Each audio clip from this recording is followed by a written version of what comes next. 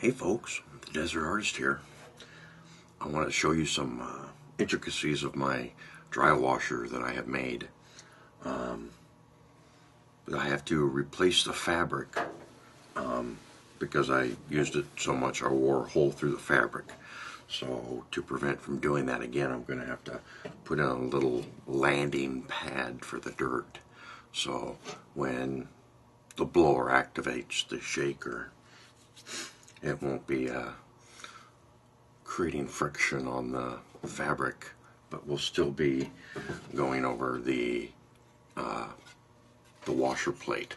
I have a pant leg that's made out of a denim, and I thought, well, denim might work pretty good, and I put my mouth up to it, and I couldn't blow through it very well. So what I have here is I have a pair of slacks. What I'm doing is I'm replacing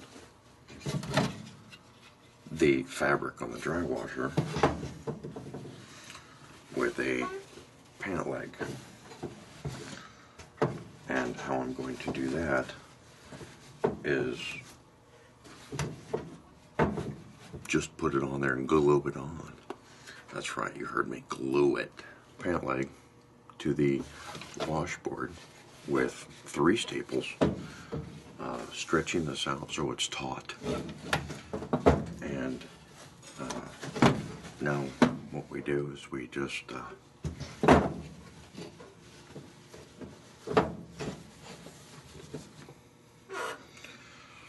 slap some glue on it. I guess, one thing I should probably point out before I go through this is the rest of the configuration of the dry washer. As you can see, I had 2 extra parts here. Well, they're not extra, they're actually pretty crucial.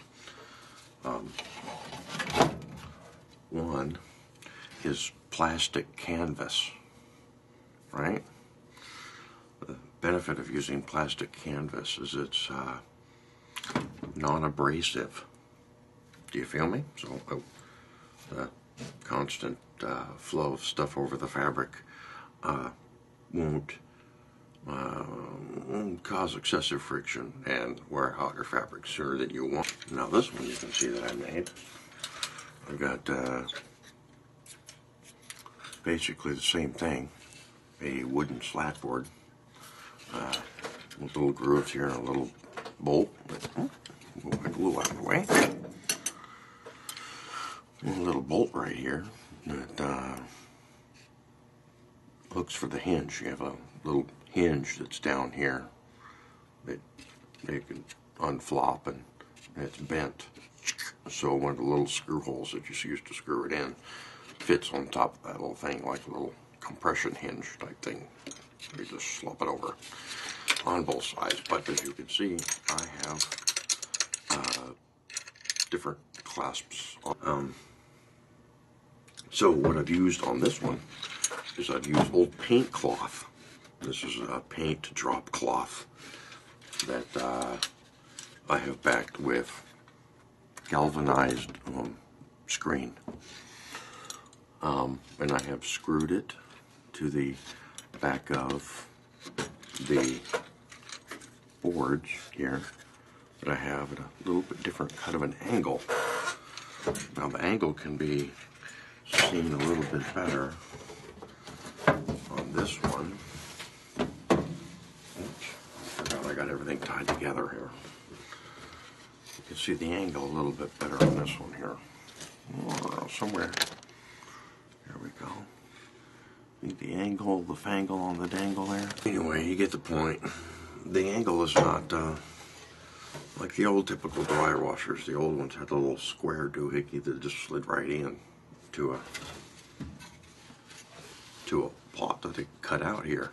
Like they used to build the old bridges, and stock and lock and block, and then dowel it in. But I find at this angle here, 30-degree angle cut off of 30 degrees, cut off of that 90 degrees,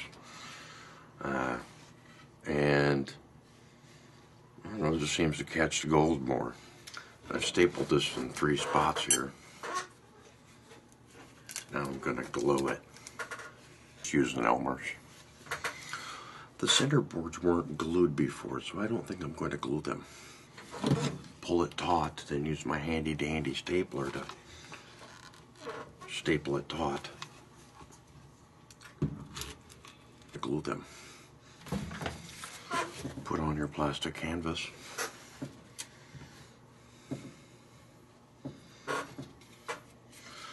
Put on your pressure board.